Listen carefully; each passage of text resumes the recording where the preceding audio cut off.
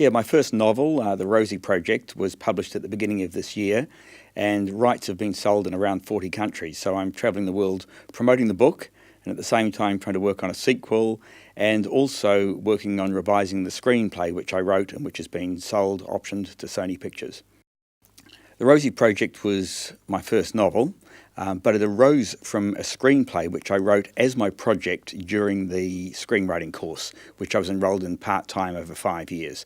So I went into the screenwriting course with an idea for a feature film, and that stayed with me all the way through, even though the idea itself or the script morphed enormously from beginning to end. I was constantly taking on board what I was learning through the course and through practice. At the end of it, I had a feature film screenplay, which in fact won an Australian Writers Guild prize. And while we were looking to fund that screenplay, I had the idea of writing it as a novel.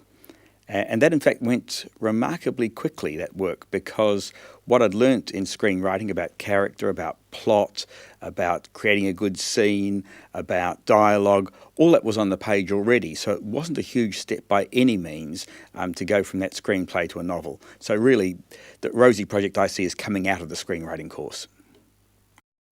The screenwriting program was absolutely fundamental to the Rosie Project screenplay and novel. Without the screenwriting program, neither of those would have happened at all.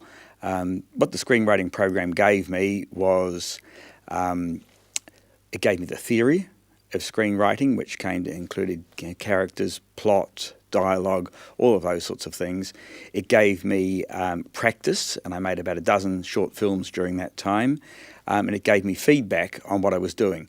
And on top of that, of course, there's the discipline of actually turning up, constantly working on a project. Without those things, there was just no way that either the screenplay or the book would have got written.